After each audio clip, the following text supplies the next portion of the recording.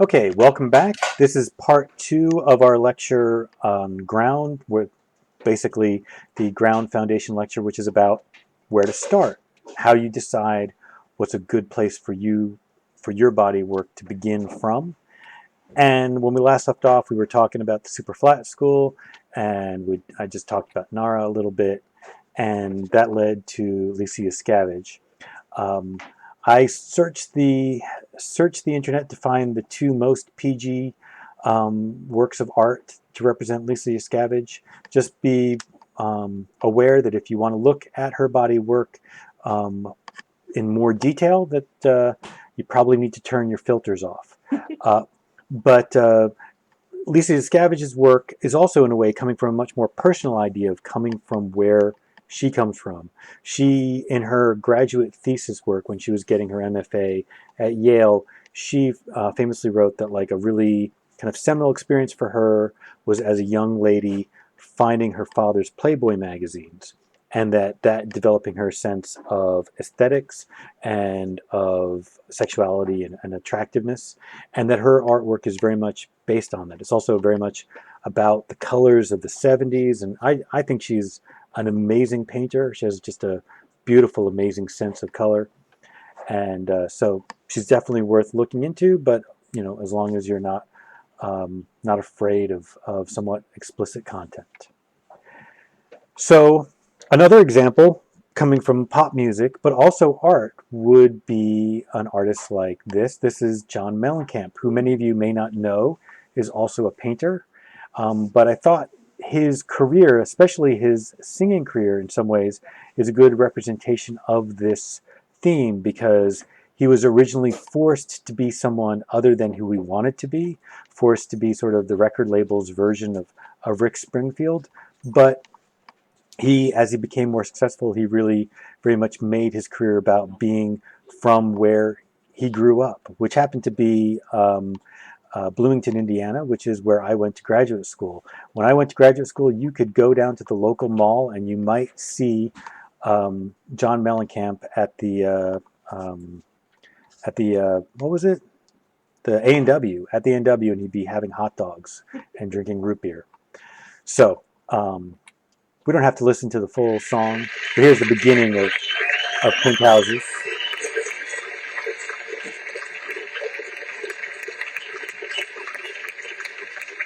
Might take him a bit to set up here.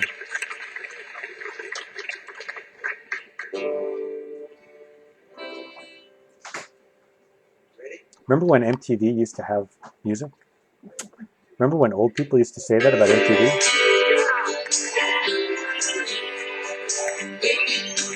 All right. Maybe you remember that song, maybe you don't. So that leads to this next theme that I was talking about, the back to basics theme. Because another answer is not necessarily to return to return to what's personal, but return to what's basic and the starting point of your discipline.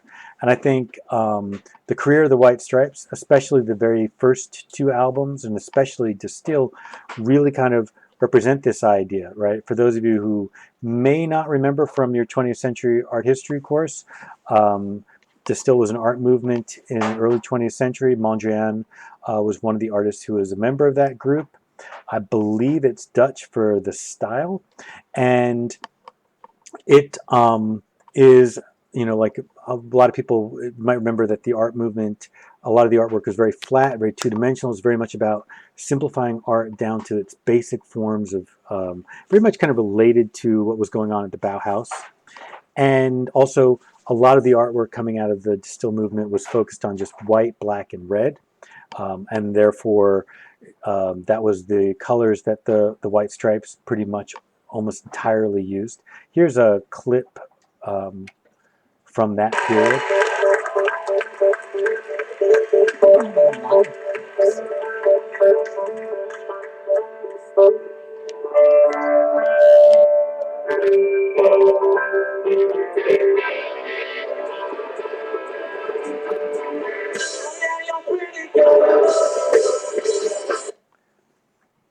So some other artists that we could look at in terms of this theme would be someone like Giacometti, who's very much kind of focused, he was very focused on this idea of getting back to the basics of just looking, and Frank Auerbach as well, both artists where the idea of sitting with a sitter, sitting with someone that you're painting and just really looking over and over again and examining and making the artwork be about that process is very much a kind of back to basics philosophy. But we're going to move on. Here's an example of a graphic designer really kind of taking sort of the back to basics approach. Tang Yao Hong, I learned about him when I started teaching art appreciation, and I was looking for images that were good examples of figure ground and figure ground type plays. And I started seeing some of these images, and I looked him up and read on his website about who he was and why he was making these things. And when he graduated in Malaysia and graduated from graduate school as a graphic designer, and he did not get any work at first, so he started to just make pieces as kind of self-promotional pieces. And the things he was interested in making were these kind of illustrative explorations of figure ground ideas, and people just really connected to it. And soon those were his most popular pieces, and that is now what his career is about. And I think that's kind of an interesting little narrative arc to any young artist, that sometimes the best thing to do is to go back to the fundamentals. Like in terms of design, there's hardly any concept more fundamental than figure ground. And by just kind of saying, well, this is something I'm going to just kind of explore and then build a career out of, can be a very useful approach to art. But this can also, like I said, lead to looking to the past, and many artists have found that to be a really useful solution in terms of figuring out where their artwork comes from. So this piece by Respighi, the Ancient Airs and Dances, is a series of suites, right? This is a 20th century composition, but it's based on music that was written in the Renaissance. And so it is literally a return to a kind of a fundamental way of composing. And this often leads to artists thinking about what is idyllic about the past. After all, think about the pre-Raphaelites, right? And how much they were a movement that was about bringing art and, to a certain degree, bringing culture back to some sort of idyllic past. We'll listen to just a little bit of this.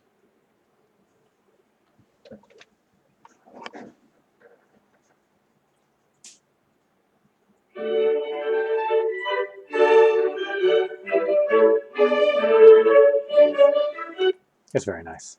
But unfortunately, we don't have a lot of time. You can watch each of those videos on the playlists of those first 3 playlists.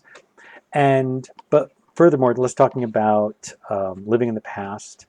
A good example of a contemporary artist who very much makes artwork that feels like it comes from another time would be Odd Nerdrum.